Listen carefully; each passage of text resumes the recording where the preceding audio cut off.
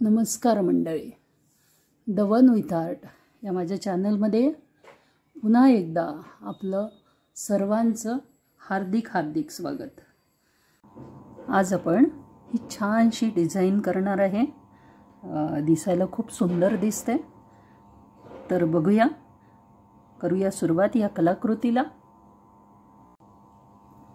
या कलाकृतीला लागणारं साहित्य आहे हे सगळे 5 नंबरचे मोती घेतलेले आहेत मी, आणि त्यानंतर 30 नंबरचा हा धागा घेतलेला आहे। हा 30 नंबरचा धागा आणि ही एक नीडल घेतली आहे। तर करूया सुरुवात या कलाकृतीला। या कलाकृतीला सुरुवात करताना आपण काय करणार आहे, हे जे व्हाईट मोती आहेत हे 20 मोती यामध्ये धाग्यामध्ये ओवून घेणार आहे। 20 मोती मी पांढरे ओवून घेतले आहेत आणि याला छानशी पक्की गाठ पाडून घ्यायची। तर ही आपण 20 मोत्यांची एक रिंग तयार करून घेतली आणि एक गाठ पाडून घेतली। आता याच्यामध्ये तुम्ही इवन नंबरमध्ये म्हणजे 18, 20, 22, 24 असे कितीही मोती वापरू शकता। तर मी 20 घेतले आहेत, तुम्ही कितीही घेऊ शकता आणि कुठल्याही याच्यामध्ये करू शकता।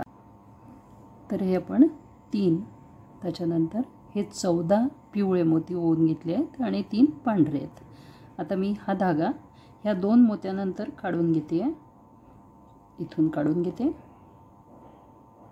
2 पांढरे मोती सोडायचे आणि त्यानंतर हा धागा आपल्याला ह्या 3 पांढरे मोती आणि 3 पिवळे मोती असे 6 मोत्यातून हा धागा आपल्याला काढून घ्यायचा आहे। 6 मोत्यातून हा धागा आपल्याला काढून घ्यायचा आहे। आता आपल्याला 11 मोती हे पिवळे ओवायचे आहेत आणि 3 पांढरे। या ठिकाणी आपण 11 पिवळे आणि 3 पांढरे असे एवढे मोती ओवून घेतले आहेत। आता आपल्याला हा धागा बरोबर ह्या 2 मोत्यानंतर काढून घ्यायचा आहे।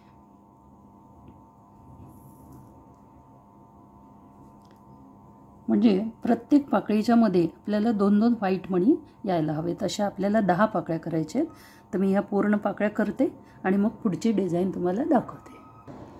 आता ही आपली शेवटची पाकळी आहे। या ठिकाणी मी परत एकदा तुम्हाला सांगते, आपण हा 20चा एक गोल केला, त्याच्यानंतर 3 व्हाईट आणि 14 येलो आणि परत 3 व्हाईट असं करून ही पाकळी तयार केली पहिली।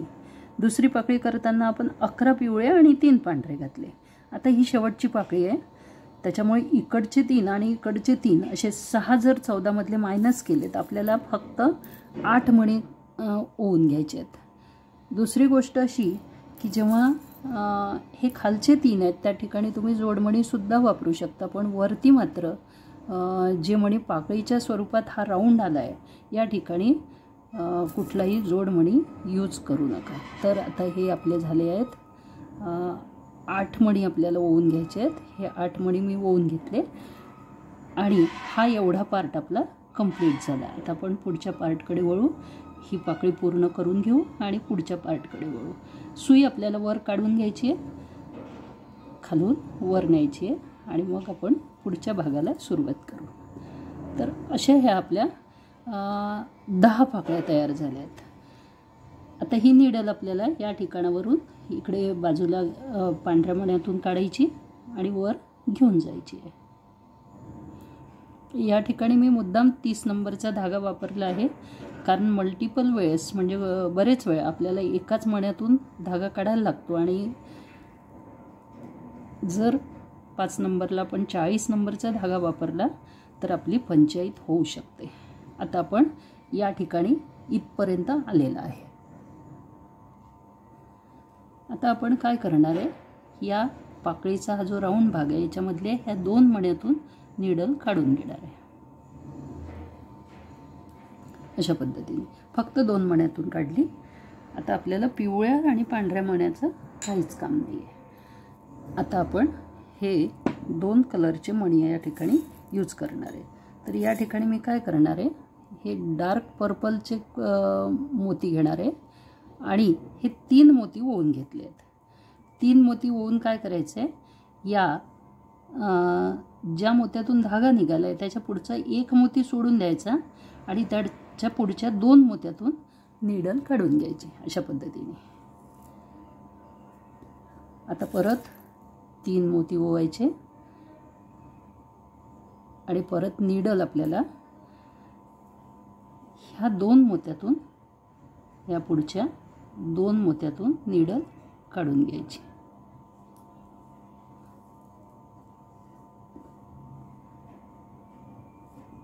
अशा पद्धतीने ही नीडल आपल्याला काढून घ्यायची.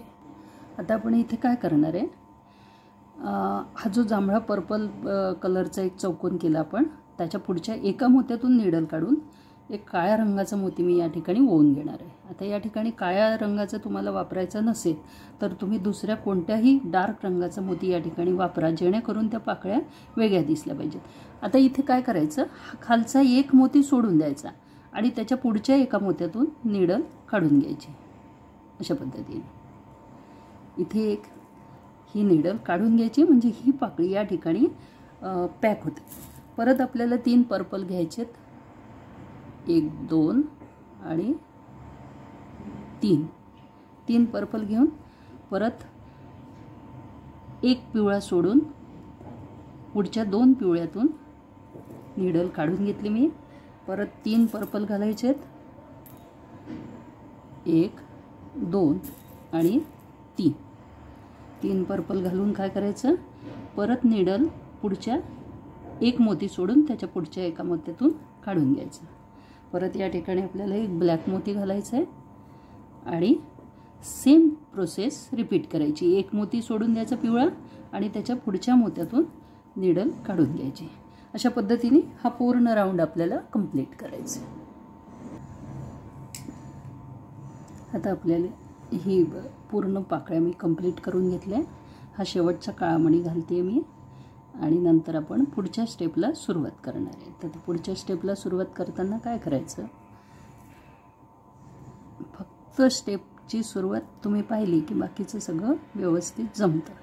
आपल्याला हा जो टोकावरचा मणी आहे याच्यामध्ये सुई काढून घ्यायची आहे. इथे आली नीडल.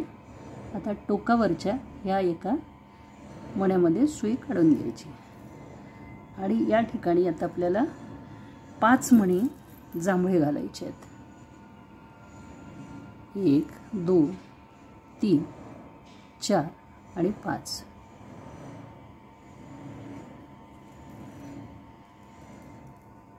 त्यानंतर ही नीडल हा इकडचा जो चौकोन केला होता आपण दुसरा, त्याच्यात टोकावरच्या मोत्यातून काढून घ्यायची.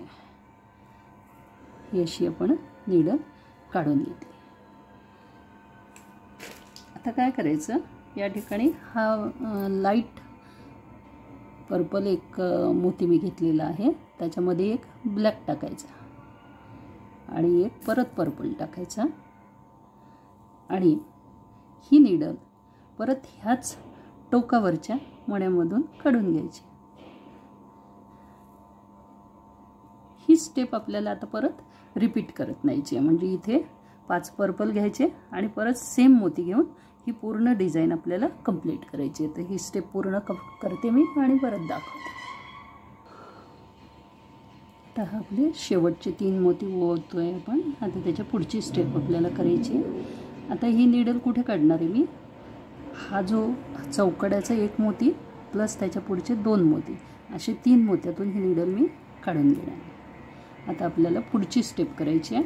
तर पुढच्या स्टेपला काय करायचं आहे की हे 3 मोती घ्यायचे लाईट. आता आपल्याला सगळे लाईटच मोती घ्यायचे आहेत आणि ब्लॅक मोती घ्यायचे.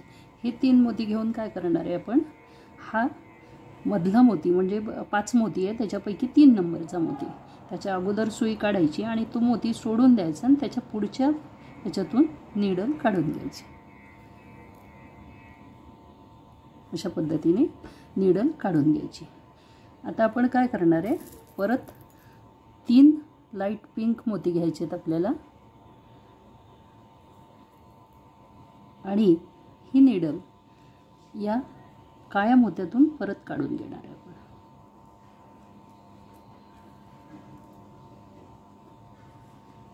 परत 3 मोती घ्यायचे आहेत, 1 2 आणि 3 3 लाईट पर्पल कलरचे मोती घेतले आहेत. आता या बाजूला लक्ष द्यायचं. या बाजूला आपण किती मोती सोडले तेवढेच मोती सोडून मग बरोबर ती नीडल आपल्याला काढून घ्यायची. आता आपल्याला ही नीडल कुठे काढावं लागेल, एक मोती सोडून, म्हणजे ह्या मोत्यातून नीडल काढून घ्यावं लागेल. बरोबर 3 मोती सोडायचे बाजूला. या ठिकाणावरून ही नीडल आपण काढून घेणार आहे. आता इथे परत 3 लाईट पर्पल कलरच्या मोत्यांचा किंवा एक व्हाईटिश मोत्यांचा आपण गोल करणार आहे. परत या ठिकाणी एकाच मोत्यातून नीडल काढणार आहे. परत 3 मोती घ्यायचे आहेत. 1 2 आणि 3 मोती घेऊन परत या काळ्या मोत्यातून नीडल काढून घ्यायची. सेम प्रोसेस आपल्याला पूर्ण कंप्लीट राऊंड करून घ्यायचे. मग पुढची स्टेप करूया. इथपर्यंत झालंय. आता आपण ह्या एका पाकळीच्या 3 मोत्यांमधून सुई काढून घेतली आहे, वायर. आता आपण काय करणार आहे, 3 परत हेच लाईट पर्पल कलरचे मोती आपल्याला घालून घ्यायचे आहेत. 3 मोती घालायचे आणि 3 मोती घालून हे जे 3 मोती आपण टाकलेले आहेत, या ठिकाणी 3 मोती टाकले आहेत, त्याच्या ह्या मधल्या मोत्यातून म्हणजे ती 2 नंबरच्या मोत्यातून नीडल काढून घ्यायची.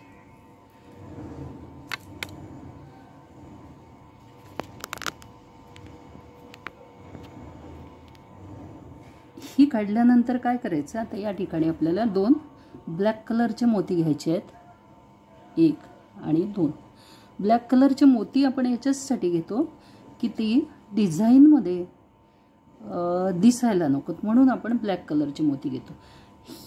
हे ब्लॅक कलरचे मोती घातल्यानंतर परत हे 3 जे मोती आपण ओवले आहेत या ठिकाणी त्याच्या मधल्या मोत्यातून नीडल काढून घ्यायची. परत आपल्याला 3 हे लाईट पर्पल कलरचे मोती घालून घ्यायचे आहेत आणि ही नीडल परत ह्या मधल्या मोत्यातून काढून घ्यायची. तुमच्या लक्षात आलं असेल, इथे छान पाकळीचा एक आकार तयार होतोय.